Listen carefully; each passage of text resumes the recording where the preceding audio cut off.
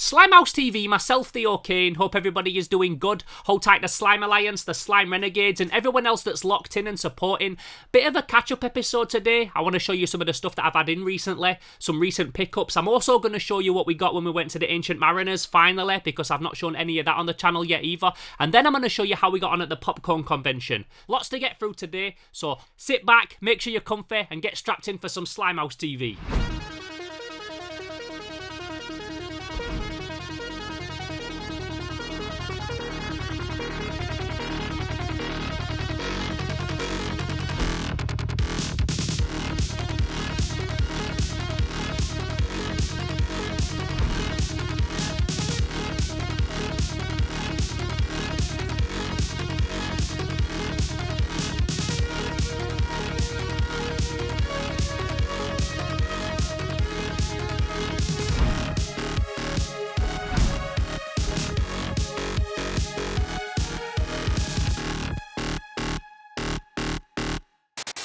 So if you've been keeping up to date with any of my movements recently, you'll know that a couple of weeks ago we went down to London to visit my friend the Ancient Mariner and go through a bunch of boxes of Japanese toys that this guy's had in storage for over 10 years. Now, as you can probably imagine, we came home with some real nice pieces after this toy hunt. The Ancient Mariner always has such Japanese gold on offer, so what I want to do in the first part of this episode is just show you some of the things that I came home with, some of my favourite standout pieces. Now obviously, you know that I weren't going to be leaving the Ancient Mariners without that big IKEA bag of Kaiju, and if you didn't skip this episode's intro, you'll have seen a bunch of them in detail already. I know a lot of people have really short attention spans nowadays and skip intros and that kind of thing. I see it on my YouTube analytics, but for all those that didn't, much respect, real recognise real. So to anybody that doesn't know, what I've got here are a bunch of vinyl Kaiju figures by Bandai. Now, I've spoke about Bandai many times on this channel. They're a toy company that are responsible for hundreds of different types of figures, but when it comes to vinyl sofubi like this, they're usually the most common ones that you find around, because although they all come from Japan, over the years, a lot of them have found their way into the Western world as well. Now, they churn these out by the truckload in Japan. Lots of shops sell them, and I've been doing so for decades. The ones that they currently do cost between like £5 and £10 over there, and with these being the cheapest of these types of toys, they're a great line to get into if you're just starting out wanting to collect a bit of Japanese vinyl and sofubi and you don't really want to spend too much on them. So I pretty much bought this entire bag from Mariner because he did me a real good deal on them, but there is quite a few in here that I do already have, or ones that I don't need to keep for whatever reason. So them ones I'll just save for trades or gifting people or whatever, because yeah, I do have quite a lot of Bandai Kaiju already, but there's still a bunch of really nice 80s and 90s ones in here that I'll definitely be keeping for my own collection. Now, there was also a couple of real nice big hitters in this bag as well, ones that you might have seen in that episode, some that were a lot more high-end than these cheap ones, but they were from Mariner's personal collection, ones that he just brought to show me. There was one toy though that I did manage to bring home, and without doubt it's one of my favourite pickups of the entire year, this beautiful 1970s wind-up Gigan. Now, this was originally released by Bullmark, who are actually one of my favourite Japanese toy companies, and while traditionally model kits are something that you stick together and then just keep on the shelf as a display piece, this one actually has articulation, and not only that, a wind-up mechanism as well so that it can walk, really making it something special to me. You might have also seen recently that we did a toy hunt at a shop called Cosmic Toys in Dewsbury. A shop run by my friend Gareth that's full of Godzilla and Kaiju and vinyl sofubi and all that dope stuff, and I bought a couple of kits off him, one of them being a Gaios from Gamera that had a little motorised function inside it, which I've still not actually put together and worked out what it actually does. And although I like normal kits, obviously, you can't beat ones that have like their own little motorised wind-up function or something like that, so when I saw this thing I was instantly drawn towards it. So this is a kit that's actually been released a couple of times, originally in the 1970s and then again a lot more recently as a re-release, actually unassembled on the sprue, with its original box art as well, which unfortunately this one didn't come with, which is a shame because it's incredible. This is though the original OG version, which makes it a real rare piece. As you can see, this one has been put together. Somebody already beat me to it, but they did a great job assembling it and painting this thing, so I don't mind, and with the amount of unbuilt kits that I'm slowly gathering at the minute, it's probably for the best that someone did this one for me. It's also a real nice size as well, standing just under a foot tall, just under 12 inch, and with Gigan being one of my favourite Godzilla characters ever, this is a toy that I was super happy to be able to add to my own collection. Speaking of model kits as well, I also picked up from Mariner a couple of really nice Emai Megaro Zamak mech model kits. Try and say that 5 times in a row. I don't really know too much about these things, I just really liked them. They've obviously been stored for quite a while, the boxes are pretty dirty. But the kits inside aren't in too bad condition. This first one has never even been opened, it's still got the original little bottle of glue inside it and everything. And this Jar Geiger one has been partly assembled, but it is all there. Although one of the little pieces on it is broken, so when it comes to putting this thing together, I'll have to do a little bit of kit bashing or customizing to make this thing look like it should do. Or maybe I'll just get them both and do a complete custom job on both for them and just make them into completely my own thing. Either way, I just really liked that there were these Japanese mech-style robot jocks robots, and I'm all about that life. So yeah, 2 really nice future projects to look at when I've got some time, whenever that may be. I also got this nice Ultraman 7, what looks like some kind of pen holder. That's what I've been using it as. But it also looks like he's in some kind of like Magic Mike sexy stripper pose. I know that Ultra 7 pulls his arms back like this before he takes his Mohawk blade and throws it at enemies. But I just thought that this looked particularly funny. Like, he had his hands behind his head so far that he was gyrating, like in a sexy funny pose. So yeah, I just got that for my desk because it made me laugh. I also picked up this guy that I really like. This is an old 80s Tomy Omnibot. I'm a big fan of old 80s and 90s plastic Tomy robots and that kind of thing. He's also really handy as well. He holds my SD cards in his mouth and his hands, so another cool desk tidy piece. And the final thing that I want to show you are these 2 random bandana / handkerchiefs with 7-star fighting god Gaiford on them. This is a character from an old 90s tokusatsu Japanese superhero TV show. There were 3 of these, but Mariner wanted to keep one, so I took the other 2. And I've got no idea what I'll do with them, I just thought they were too cool to leave behind. So yeah, they also came home with me. Now, I did get a few other cool pieces from the Ancient Mariner, but I'm going to save them for a future episode, because right now, I want to update you on the status of a collection that I've been putting together recently. Well, I said recently, it's actually been a few years that I've been gathering these, but if you've been watching my episodes recently at least, you'll be well aware of it, and due to the fact that some of these are like American exclusives and stuff, it's not been an easy collection to put together, but thanks to my friends over in the States, I've managed to sort some more out, so yeah, thanks to them, I was able to add a few more pieces to the puzzle. So a couple of weeks ago, I showed you that they'd released some new Killer Clowns from Outer Space Funko Pops. Now, you know me, I'm never really a Funko guy, but when it comes to these Killer Clown ones in particular, I have to pick them up because I've picked them up from the start and I really like the designs of them. I also mentioned in that video that there was a new one out that I'd not got yet, that I'd not managed to track down, something that I then managed to sort a few weeks later. And then in classic Funko style of just releasing everything that ever existed ever, they then put out that they were releasing this guy, Rudy.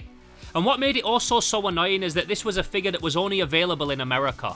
Luckily for me though, having lots of cool American connections and followers from that part of the world, my friend Manga Spawn was able to track me one down. He then got it to my friend Creative Banfa, who came to the NEC the other week. Hey, I was like, how you doing, brother? So you said he went, where's Theo? Where's Theo? Legendary, man, legendary. We'll link up properly later, innit, when it's a bit quiet. So this thing has done quite the trip to make it to my house, so I just want to thank Manga Spawn and Creative Banfa and Witty Goblin and my guy Wayne and everyone else that tried to track me one down, because yeah, it wasn't easy.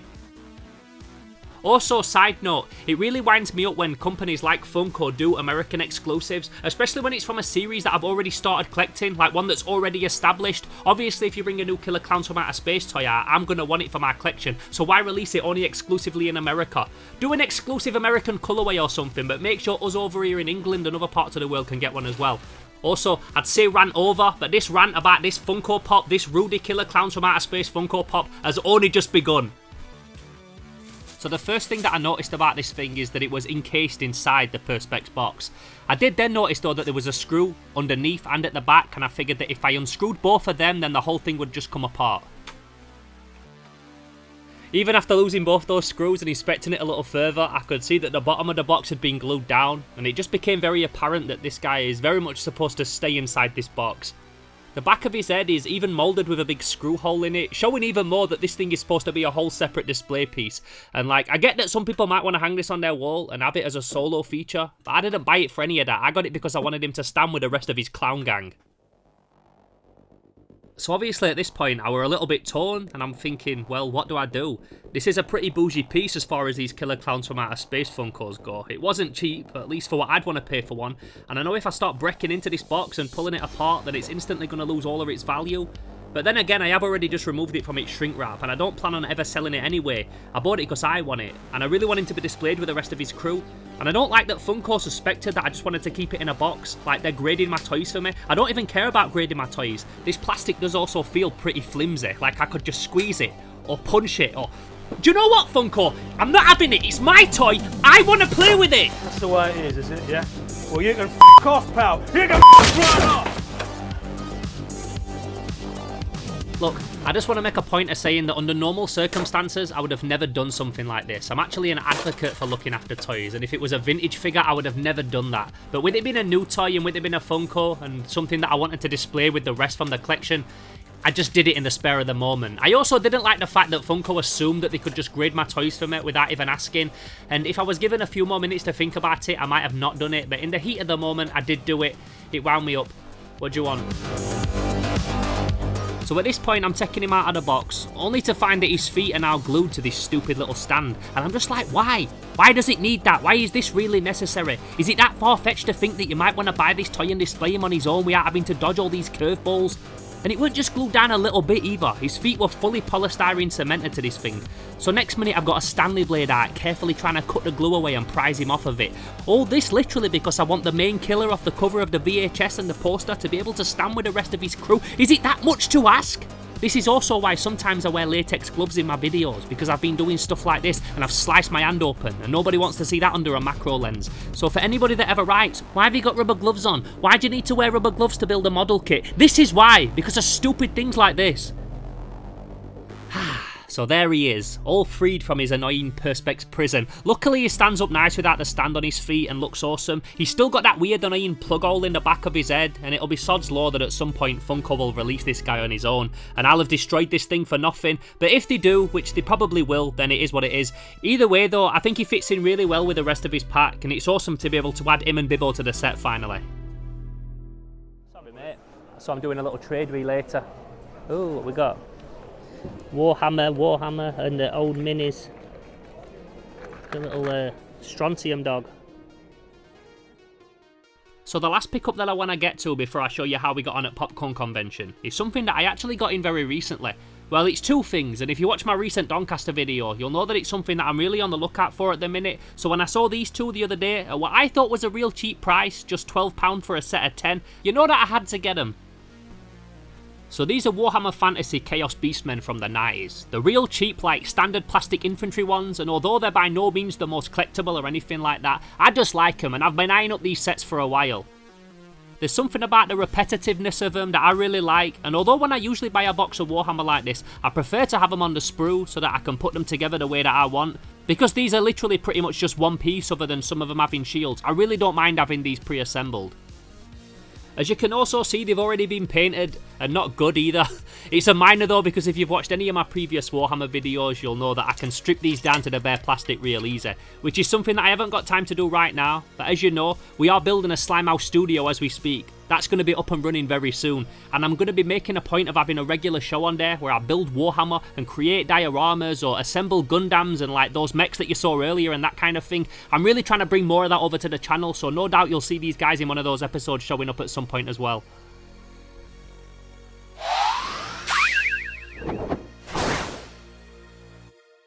Okay, so I think that's enough pickups for now. I have got some more cool stuff in that I want to show you. I've got some really good things to unbox, but I'm going to save them for a future episode, because for now, I want to show you how myself and the crew got on at the recent Popcorn Convention. So to anyone that's new to the channel, every year I guest manage for a huge horror movie convention called HorrorCon UK. I've been doing it since around 2016, and I've also always filmed the event for Slimehouse content. Yeah, bro. I was just going to say if you need a note, bring your drinks in. Did you? Slimehouse TV, myself, Theo. As you can see, we're here at Popcorn Convention. The doors are open, the venue's full of people, all getting stuff signed by some very special guests. We've got photo shoots, we've got people in cosplay, we've got stalls full of cool merchandise. It's all happening, and we're going to show you all of it. Let's see how we get on.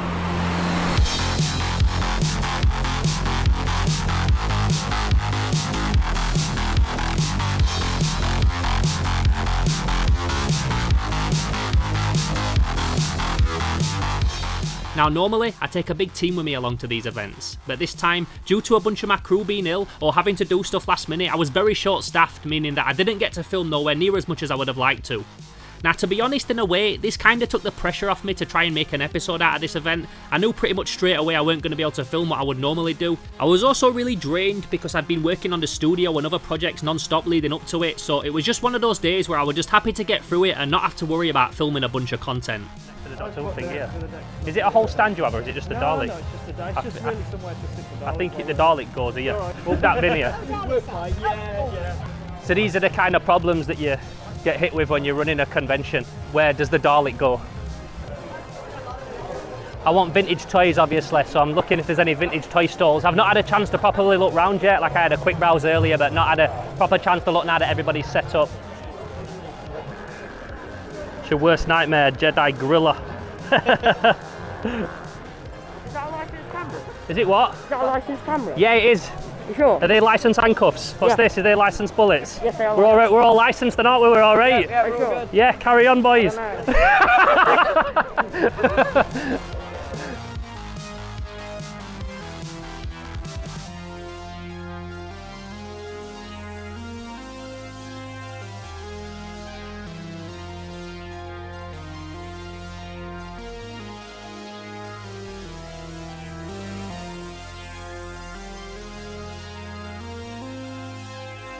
The magazine's removable, but Right. I put it in that way because Does it just pull out? Is Yeah, it like yeah. there's no mechanism on It's it? a bit stiff. It is a bit stiff, But it isn't does it? pull. I mean, not for a marine. They just pull it out. I don't want to do it. I don't want to break it. Yeah, you do it. So there we It's go. supposed to go that way, but it doesn't Right. stand up that Oh, way. so you put it that way to stand it up. Yeah. Okay. But you can also, if you wanted to put bolts in it, you can 3D print the bolts. Oh, nice. That comes out as well. Let me get I'm not gonna a say. shot of that. But you can put the bolts in there if you wanted to. That's wicked. Some of the Cenobite cast at our last event, so I think a lot of people must have come and had their signs, and then they're coming to get the rest of the cast today, which is nice. So right now we're just waiting for Kenneth and Oliver to finish their Q&A. They're two of the cast from the original first and second Hellraiser film, and then we're going to take them to their photo shoot. So just wait for this last question, then we can go pick them up. Now, like I said, I knew straight away that I weren't going to be able to grab loads of footage and all the usual interview stuff that I do, but there was one guy that I really wanted to try and make the effort to speak to, Peter Davison, aka the Fifth Doctor. And even though it was really busy and both of us only had a few minutes free, he was cool enough to let us grab a few words with him for Slimehouse TV. Slimehouse TV, myself, Theo, just here with the legendary Peter Davison at Popcorn Convention. How you doing? I'm doing fine, thank you. Do you know, like, we see so many people come to these conventions and they flaunt time and time again for shows like Doctor Who. What do you think it is about that show, Doctor Who, that keeps people coming back for these signatures and the fandom of the younger generation now coming through all these years later? It helps if it runs for 60 years, I suppose. That's one thing, isn't it? Yeah. Science fiction is like a magnet for fandom. So that's why science fiction shows will always be at the forefront of the convention scene, I think, with sort of fantasy and those sort of programs not far behind. But Yeah. it's something about science fiction which has always it's fascinated me since I was a child, reading H.G. Wells and John Wyndham. Yeah. Day of the Triffids, Yeah, War of Day the of- Worlds, yeah. all the classics. Yeah. We don't get conventions for like every kind of genre. Sci-fi in particular is one that gets not only conventions, we've got so much merchandise and that kind of thing. Yeah. A lot of the people that watch this show are big toy collectors. Can you remember the first time that you saw an action figure of your character in Doctor Who, and how did that make you feel? Oh, like I'd really arrived on the scene. Yeah. I've got an action figure. And you can move its arms and legs. Brilliant. No, it's Yeah. great. Well, no worries. Well, thank you so much for taking the Okay, time. cheers. Thank you so much. Have a good day. Cheers. Do you mind if I get a shot of you for the video, for the popcorn video? Is that okay? It'll be like a slow motion pushing kind of thing, so I'll let you know when it's at action, then you can just do like a pose or something.